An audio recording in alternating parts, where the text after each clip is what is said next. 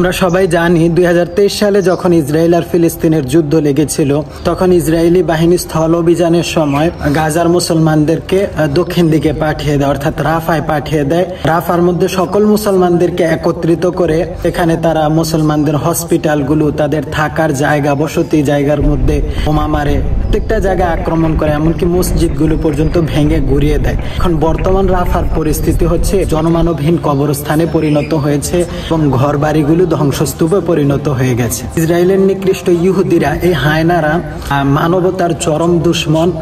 পৃথিবীর যত হিংস্রতার যত প্রমাণ হতে পারে হিংস্র পশুদেরকেও তারা পার করে গিয়েছে। এমনকি তারিদের যে ইতিহাস আমরা পড়েছি এই ইতিহাসকেও তারা ছাড়িয়ে যাচ্ছে তাদের হিংস্রতা। ফেসবুকের মধ্যে ঢুকলে আমরা খালি দেখতে পাচ্ছি যে রাফার বাড়িগুলো ধ্বংসস্তূপে পরিণত হয়ে গেছে।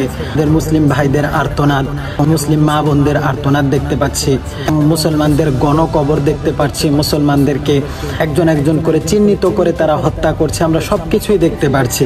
তারপরও মুসলিম বিশ্ব আজকে চুপ। ফিলিস্তিন ইস্যু সম্পর্কে দুইটা কথা বলতে চাই। এক নম্বর কথা হলো, সারা বাংলাদেশের প্রায় সব জায়গার মধ্যেই ফিলিস্তিনের পক্ষে আন্দোলন হয়েছে। দাউদকান্দিতে দেখলাম সকালে একটা আন্দোলন হয়েছে, আমরা সেই আন্দোলনে শরিক হয়েছি। প্রত্যেকটা আন্দোলনের মধ্যেই সকলে ঘোষণা করছে, মিছিলের মধ্যে তারা স্লোগান দিচ্ছে, বিশ্বের মুসলিম এক হও, এক হও।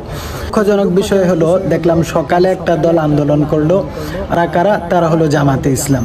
তা দুপুরে আরেকটা দল আন্দোলন করলো, তারা কারা? তারা হলো হেফাজতে ইসলাম। ওরা সকলেই বলছে যে বিশ্বের মুসলিম এক হও, এক হও। দুইটা দল এক হতে পারি নাই।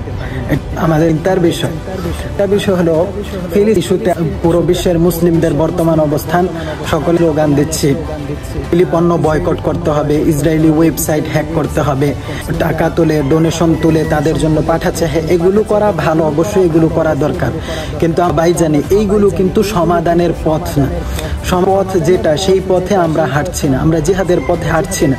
আমাদের জন্য জিহাদকে এতটাই দুঃসাধ্য হয়ে গেছে, এই পরিস্থিতি যদি বিশ্বের অন্য কোনো জাতির সাথে হয়, হিন্দুদের সাথে হয় অথবা খ্রিস্টানদের সাথে হয় অথবা ইহুদিদের সাথে হয়, আপনার কি মনে হয় এই সমস্ত জাতিগুলো আমাদের মতো এইভাবে হাত গুটিয়ে বসে থাকবে? আপনার যে কখনো অন্যান্য জাতিগুলো এইভাবে বসে থাকবে? মুসলমান কি করে এতটা কাপুরুষ হয়ে গেল? আমাদের পূর্বপুরুষদের দিকে তাকালে মনে হয় না যারাই তাদের পরবর্তী প্রজন্ম। আমাদের ওই লজ্জার বিষয় একদম শেষ হয়ে গেছে বললেই পারা যায়। অথচ আমরা যখনই দেখছি যে বিশ্বের যেই দেশটাই এখনো যুদ্ধে নামছে, মুসলিম দেশটাই এখনো যুদ্ধে নামছে, তারাই বিজয়ী হচ্ছে। আফগানিস্তান, সিরিয়া বলেন, সোমালিয়া বর্তমানে বিজয়ের পথে। আমরা এগুলো দেখছি, কিন্তু তারপরও কেন আমাদের মনে এত ভয়? এই ভয় কাটিয়ে আমাদের মনে সেই আমাদের পূর্বপুরুষদের মতো বীরত্ব দান করুন।